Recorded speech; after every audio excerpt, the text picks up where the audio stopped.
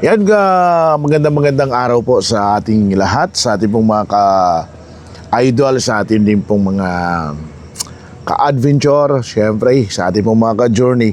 Pasensya na kayo at ngayon lang ako nagkapagbigay reaksyon. Alam niyo po ba mga idol, kaya po ako nagbigay ng reaksyon kasi baka po makalimutan ko bukas nagulat ako sa mga revelasyon na binitawan ngayon ni Istong. By the way mga idol, suportahan nyo, puntahan nyo po yung vlog ni Istong upang sa ganun ay mas maunawaan natin ang kanyang mga sinasabi.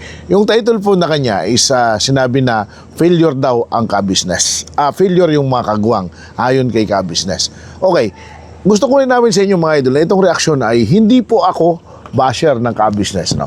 Gusto ko lang pong ibigay po sa inyo yung punto na ang ibig kong sabihin, yung pong ating mga reaction video noon, dito po ay kumbaga napatunayan sa mga sinabi ni Istong na eksakto ang ating analisasyon. Okay? So samahan nyo ako sa video ito, marami tayong tatalakayin. Habang nanonood ako, sinabi ni Istong na nalulungkot sila dahil nga failure daw di umano ang kabisnes, ang mga kagwang. Okay. So, kung failure ang mga kagwang, sabi niya di umano, bakit daw nasabi yun na nag-grow si Bay, nag-grow si Intoy, no? Andyan din si Noy. So, paanong nasabing failure? Napakagandang punto na talakayin natin at pag-usapan ito. Alam niyo po, totoo yung punto na yan na sinabi ni Istong.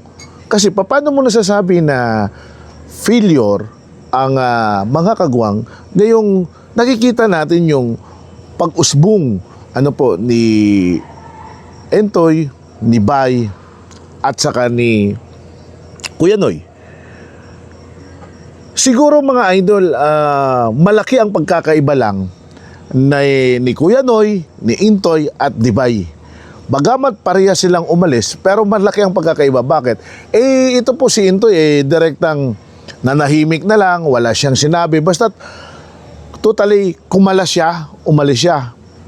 Si Noy naman, kung mapapansin natin, nung una nag-i-slow down pa, sinasabi niya na kumalas sila, pero suporta pa rin sa ka-business, and then all of a sudden nagulat tayo, no, kasi biglang ginawa din nila yung kanilang mga pahayag na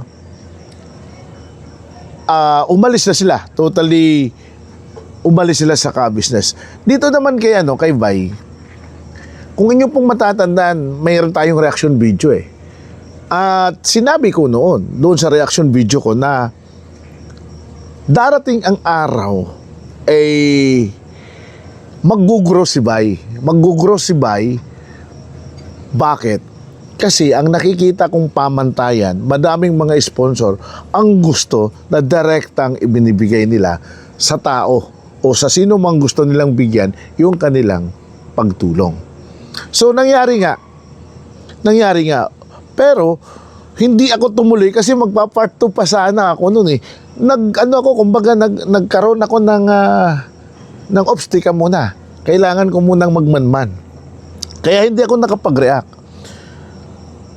Kailangan kong magmanman mga idol kasi medyo na ako sa mga pahayag noon ni Bay, ni Junjun, di ba? Dahil sinasabi nila na andyan pa rin kumbaga andyan pa rin yung suporta nila kay ka-business, di ba? Patuloy pa rin yung papasasalamat nila ka-business. Actually, bumalik sila kay ka-business, di ba? Kahit nasa pulilan sila, may tayo.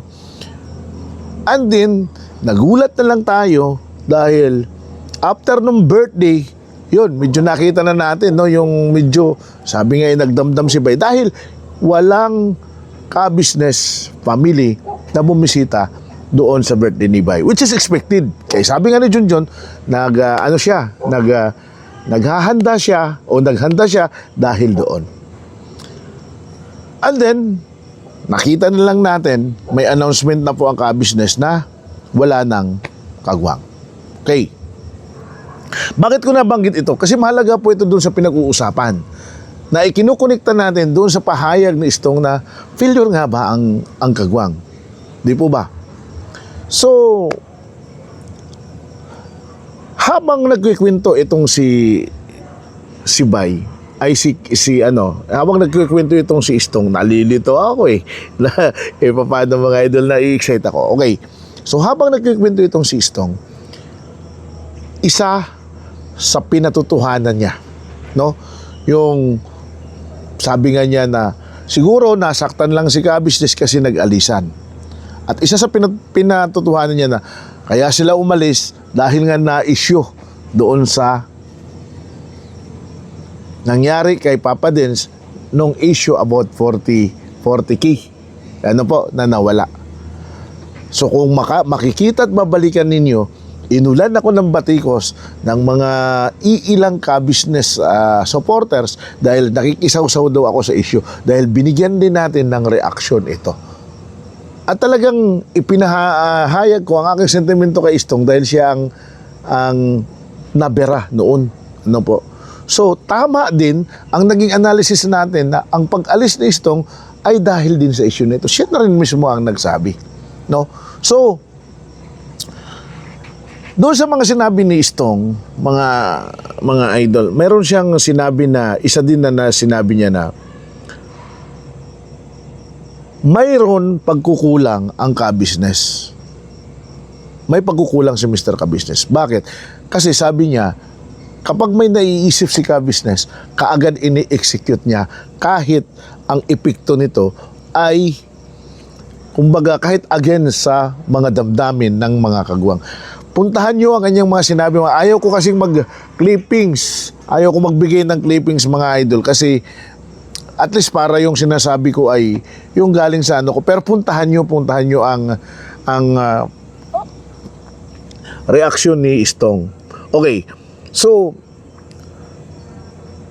dito mag-focus tayo sa ating reaction.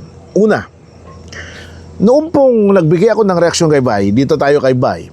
Nung nagbigay ako ng reaction kay Bay, isa po ang naging ano ko noon na sabi ko, darating talaga ang araw maghihiwalay ito. At noong nagsabi na wala nang kagwang, tapos nagsalita na nagdadamdam sila Bay, at Junjun, isa ang sumagi sa isip ko. Na maaari, nasabi ni Kabisnes na failure dahil umalis ang mga kagwang, hindi niya na-control, and then ang mga suporta ay ibinigay direkta sa kanila. Ako pwedeng sabihin natin na isa ito sa dahilan. Correct me if I'm wrong, pero ito yung sinasabi ko na posibleng isa sa dahilan. Kasi nakita natin, tingnan nyo si Bay. Ang daming mga daming sumuporta, bumuhos ang sponsor, ang dami sunod-sunod, di po ba? Ito ngayon si Intoy, ang daming sumuporta. At nagulat tayo kasi si Istong nagsalita na. So, sa mga nangyayaring ito, pwede nating masabi na kung failure ang mga kagwang, pwede din na ba natin sabihin na mayroon lang pagkakamali na nagawa kung paano, kumbaga, i-execute yung sistema para mag-grow ang mga kagwang. Ang failure hindi sa kagwang nakikita ko. Sa sistema na ginawa kung paano sila kumilos. Doon ang nakita ko. Bakit? Pinatunayan ni Istong Sabi niya, ang hirap tumira doon. Ang hirap manirahan sa hindi mo sariling bahay dahil kailangan mong magtrabaho, kailangan mong makisama. So, ibig sabihin, ang pinaka-bottom line is kinakailangan dapat na i-considera yung emosyon, damdamin ng mga kasama. Na kahit kasama mo sila, dapat ay na-i-considera. Kasi hindi na pala at is sila sa mga ganung bagay, di po ba?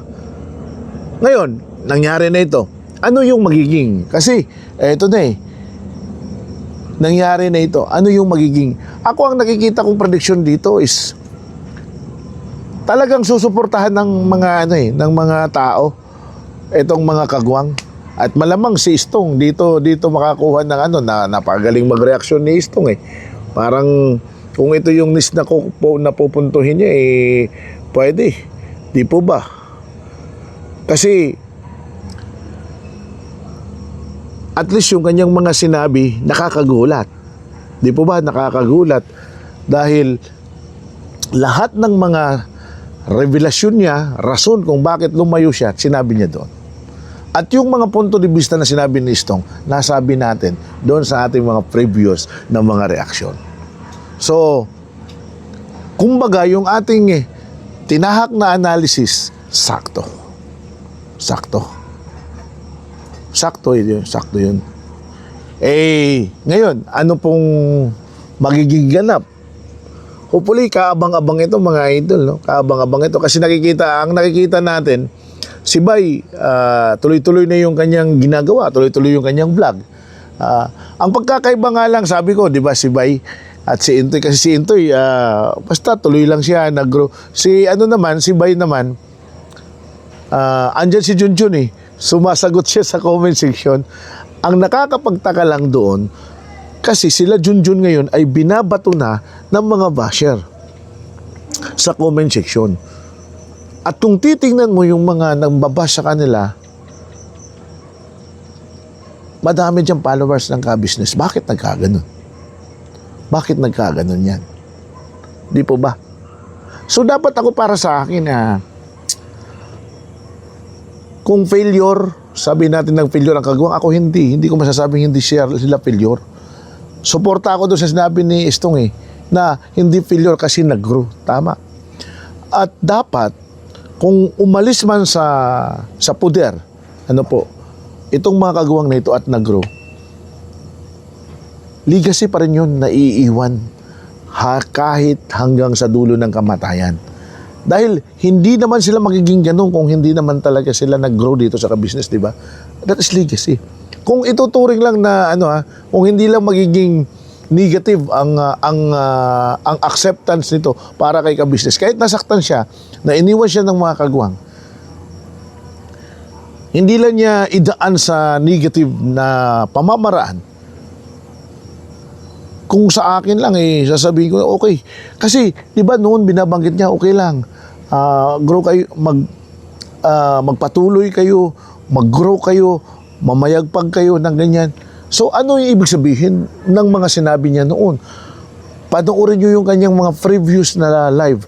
Ako mga idol, lagi na inuulit ko, hindi ako nambabash dito Hinihimay lang natin yung mga issue. Hinihimay lang natin yung mga pagkasunod-sunod ng kwento. Kasi nakakagulat ito Nakakagulat. Ngayon po parang sinasabi na ang mga kagwang ang dito yung kumbaga masasabi natin na sila yung may kasalanan kasi sila yung naging failure. Naalala niyo mga idol ang rason kung bakit nawala yung reactor?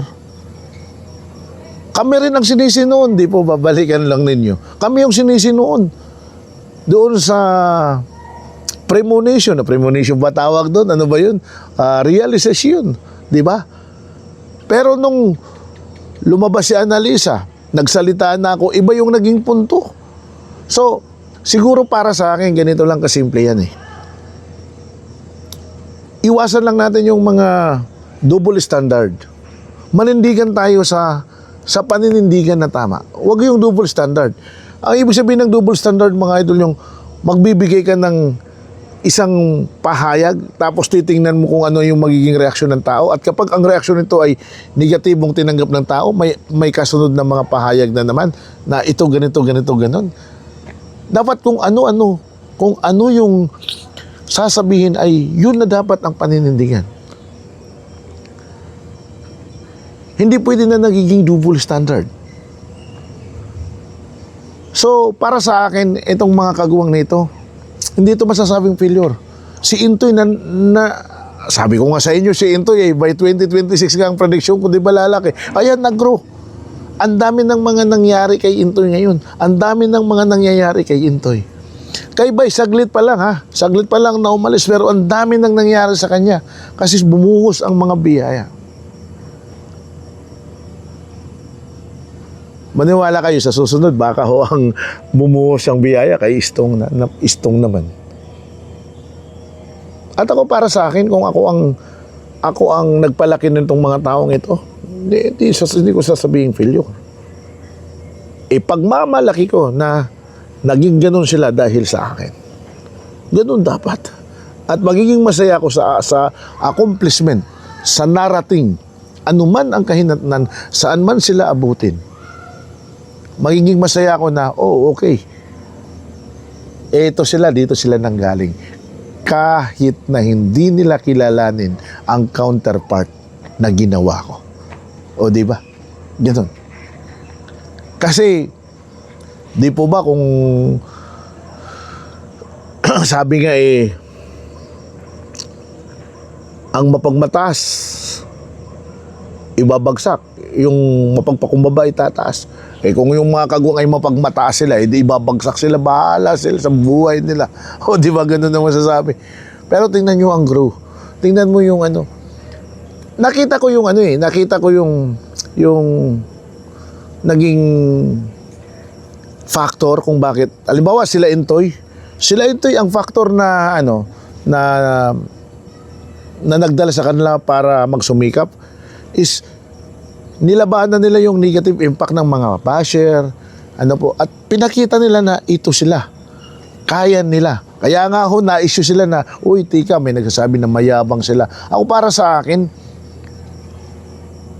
hindi naman kayabangan yun eh.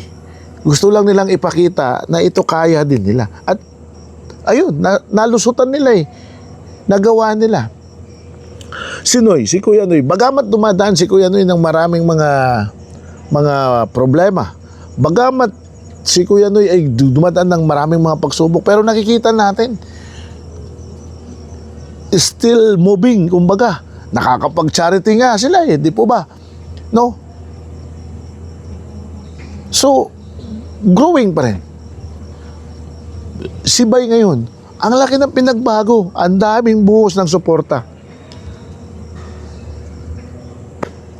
Ito mga idol, unahan ko lang kayo, baka ho kasi magkagulo yung isipan natin eh. Sabihin nyo, bakit ka na naman sumasawsaw? Bakit ka na naman taong gala?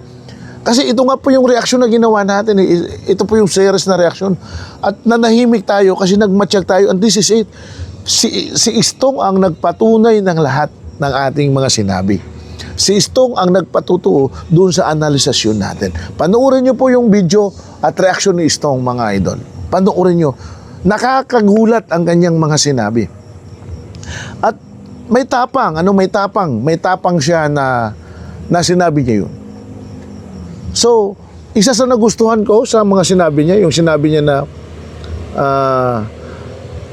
dapat maging malaya ang isang tao. Yung kung hindi siya umalis sa ka-business, ay hindi siya magkakaroon ng pagkakataon na makapagtrabaho, sabi nga niya, hindi siya magkaroon ng pagkakataon na mamuhay.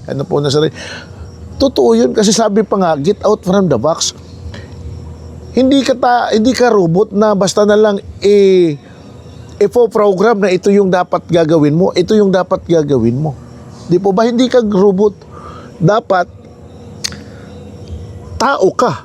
Pakilusin ka bilang tao na tulungang mailabas yung kakayahan mo.